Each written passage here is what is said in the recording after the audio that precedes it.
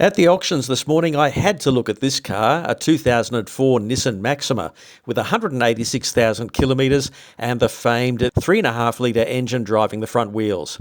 I checked it out because I already own a 2004 Maxima with a lighter leather interior, but only 125,000 Ks and much better paint than this one. This one was listed with an engine issue, but it didn't have any information on that for bidders, so bidding was started by the auctioneer at $1,000 and no one placed a bid to increase that. Perhaps it'll be back next week. Up next, another car of interest because of what I have at home, a Dodge Avenger. This was a 2012 Dodge Journey people mover.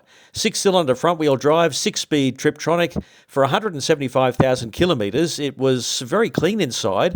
It had clearly been detailed, although the rear driver's door armrest had some damage, maybe from a pet dog poking its head out the window.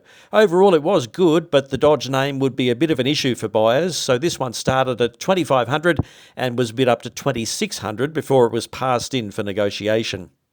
Now to the star of the show, a very nice 2007 Lexus IS 250 with a 2.5 litre 6 driving the back wheels. This was a better class of car, only 113,000 kilometres on it. It was reasonable inside. The armrest on the driver's door needed a bit of a clean though.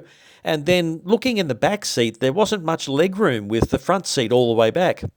Once I found where the trunk switch was to open the boot, I saw some decent storage, but what was either a touch of mould or marching powder in the carpet. The Lexus started bidding at $3,500 and the bidding increased within seconds to nearly 3 times that amount, with the buyer paying $9,000 to own this very nice sports car. And lastly, a car that some might poo-poo. Certainly some birds had their say on this 2003 Ford Focus CL Automatic with the 2-litre donk and 186,000 kilometres. Even though it was covered in droppings on the outside, the interior was very nice, with that standout Focus and New Edge styling by Ford. One thing I noticed, all the windows were the Keep Fit style wind-down glass and no power windows at all. And the rear passenger door had lost its window winder, but that was left in the centre console for the new owner. It took me ages to find the rear hatch release for this. It was up high in the dash on a triangular button, of course. The boot was clean, but the rear window sure wasn't. Bidding was started at $1,000, but no one bid at all, and the Ford was passed in. Perhaps buyers were focused on all that bird poo.